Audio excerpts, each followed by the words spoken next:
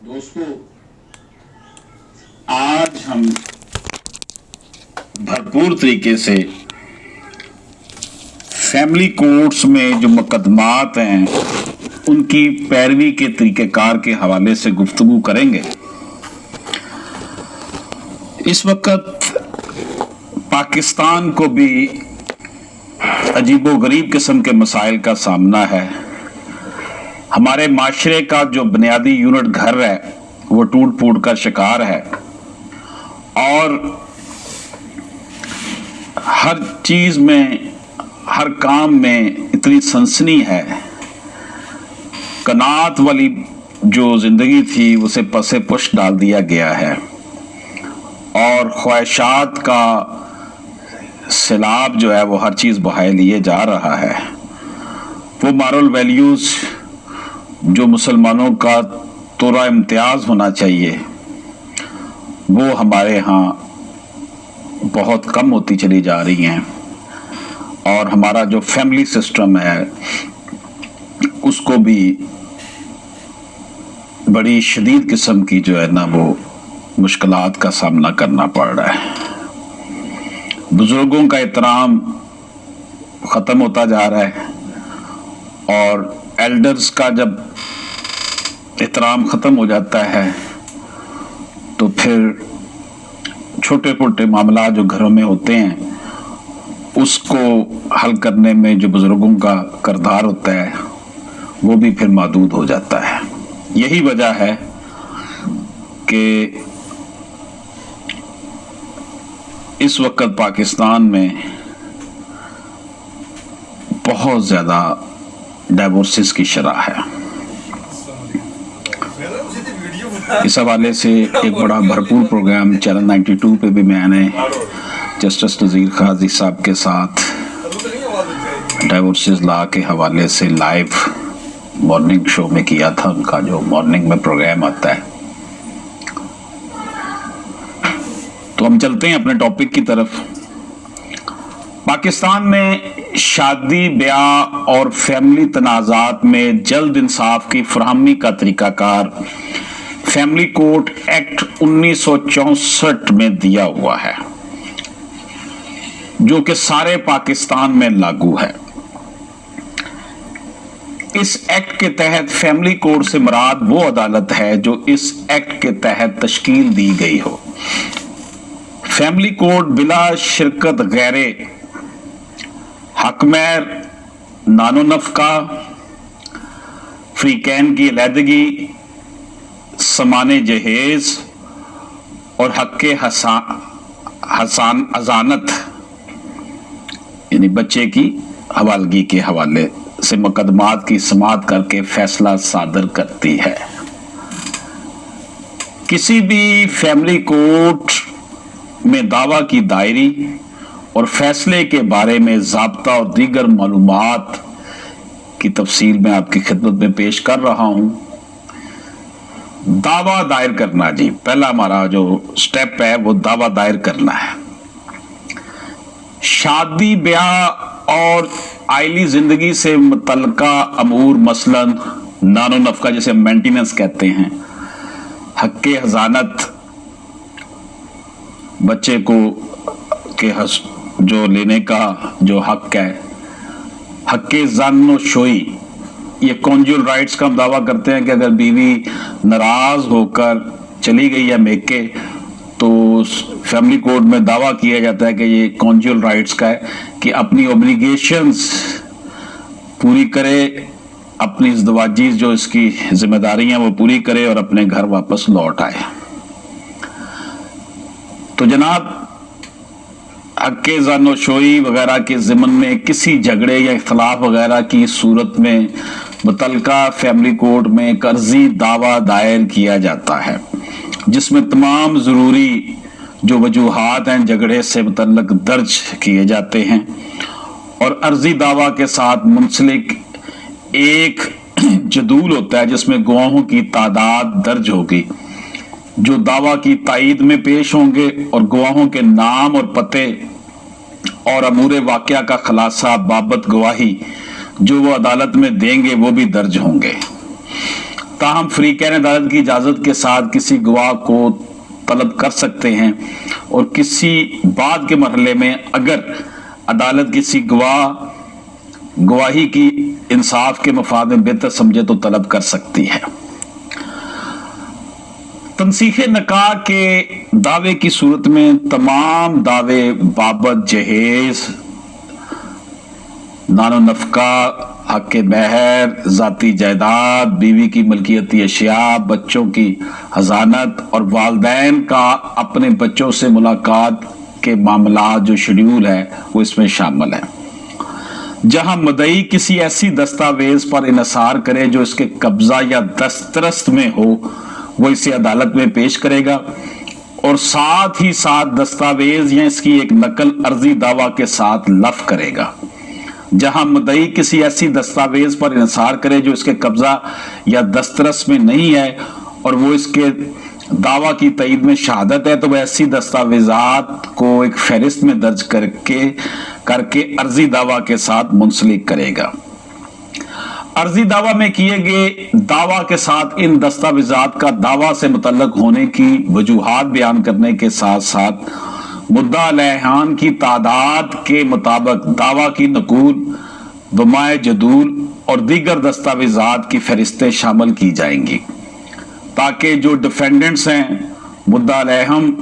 को इतला दी जा सके। मुद्दा अलैह को इतला मुद्दई जो दावा करता है, मुद्दा अलैह जिसके खिलाफ दावा किया जाता है, जिसे हम डिफेंडेंट बोलते हैं। कोई अर्जी दावा अदालत में पेश किए जाने पर फैमिली कोर्ट मुद्दा अलैह की हाजिरी के लिए एक तारीख मुकर्रर करेगी जो 30 दिन से जायद ना होगी। मजीद ये कि अदालत मुद्दा अलैह को मुकर्रर तारीख पर हाजिर होने का समन जारी करेगी जो इसमें मुख्तस हो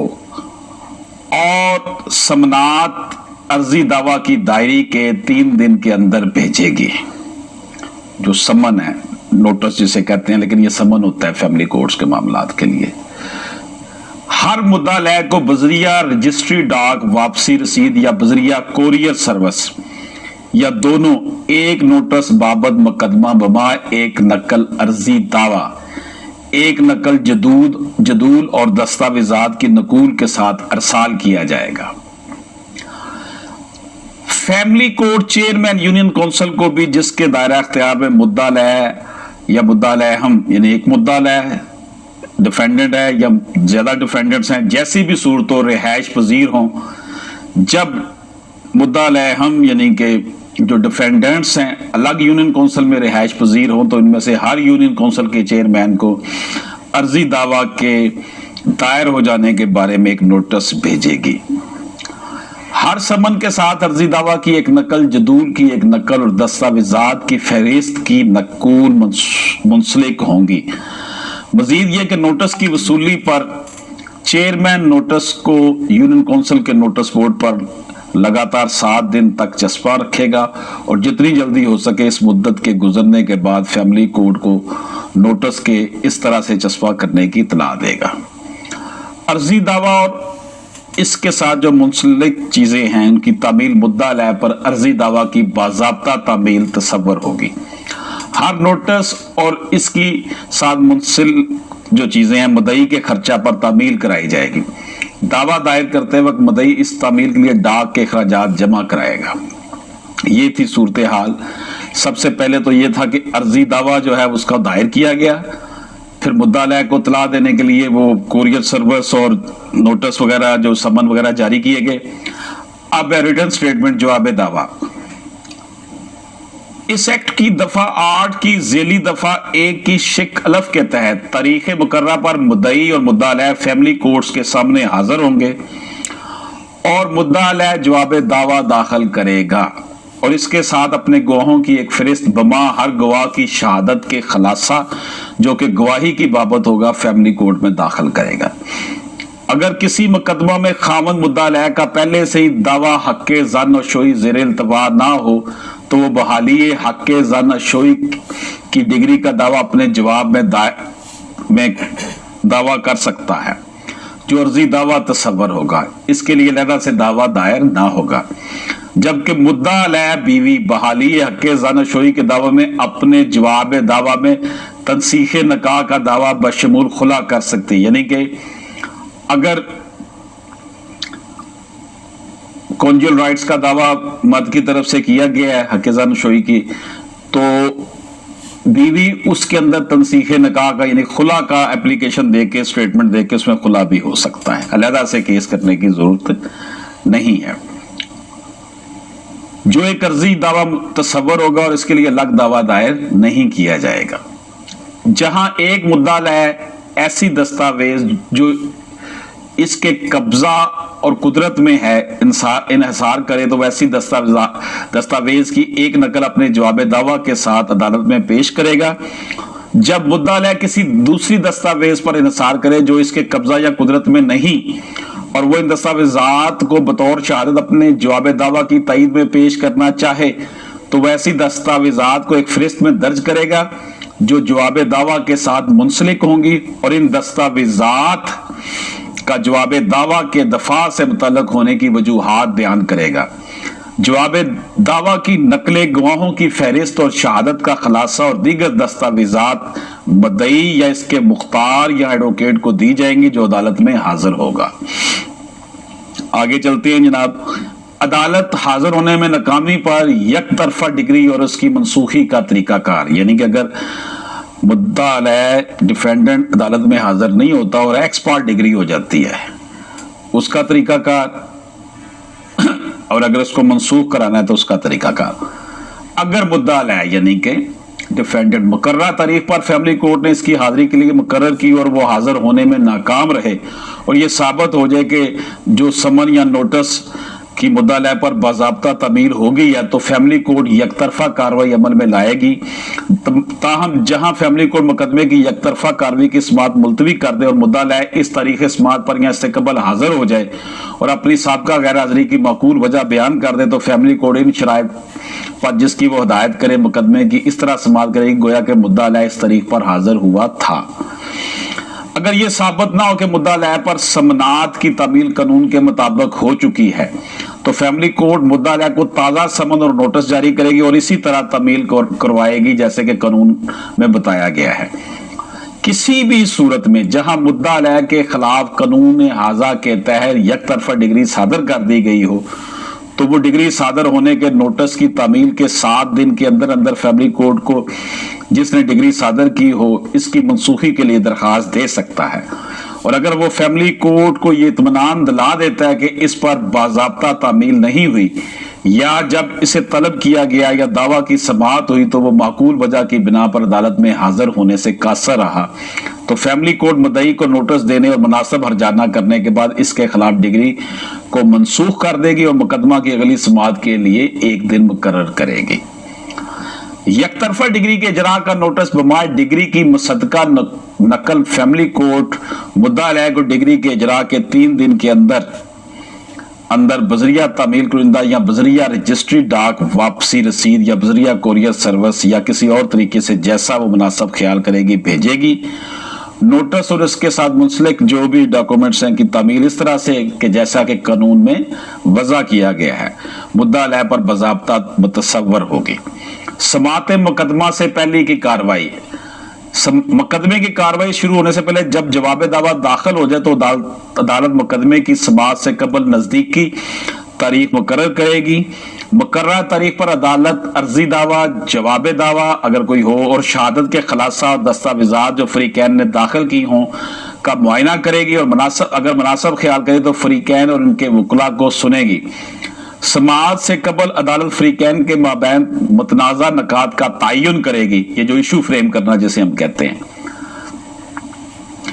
اور فریقین کے درمیان اگر ممکن ہو تو مسالت کروانے کی کوشش کرے گی۔ مسالت کے لیے بھی ٹائم دیا جاتا ہے۔ اگر مسالت ناممکن ہو تو عدالت مقدمہ میں تنقیحات وضع کرے گی، یعنی وہ ایشو فریم کرے گی کہ what are the issues of the